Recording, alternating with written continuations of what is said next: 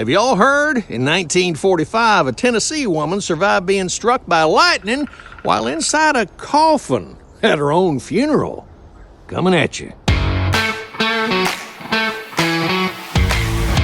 Howdy, friends. On April 28, 1945, in the tiny town of Pikeville, Tennessee, something straight out of a tall tale happened that folks still talk about today. Mrs. Eliza Brenner was being laid to rest when a sudden spring thunderstorm rolled in. As the preacher said his final words, lightning struck a nearby tree, traveled through the wet ground, and zapped the metal handles of Mrs. Brenner's coffin. Well, butter my biscuit if that electrical jolt didn't startle poor Mrs. Brenner right back to life. It turns out she'd been in a deep coma that doctors mistook for death. She lived another 23 years and loved telling the folks she was heaven-bound till the good Lord said, "Not yet." Hey, y'all know what the day is? It's National Shrimp Scampi Day. Now, I know what you're thinking. Scampi sounds Italian, whatever.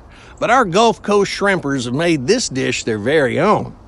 Gulf shrimp is a southern treasure, with Louisiana and Alabama bringing in over 120 million pounds every year.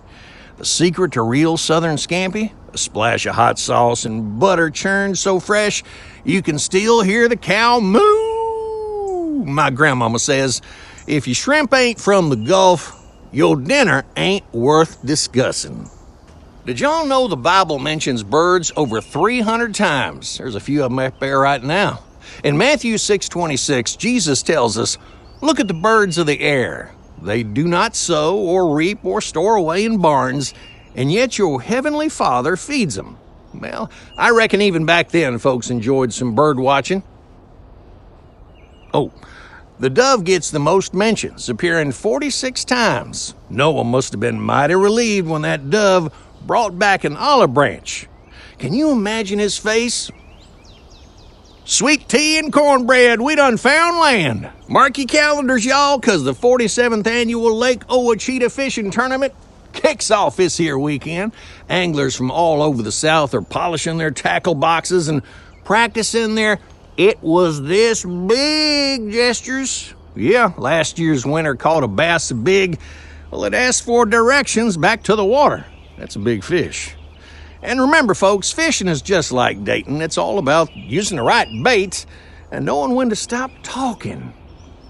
Yeah, my uncle once entered with a catfish he swore weighed 30 pounds. It turned out he forgot to remove his lucky fishing weights from its mouth. The judges were not impressed, but that catfish sure was popular with the metal detector crowds.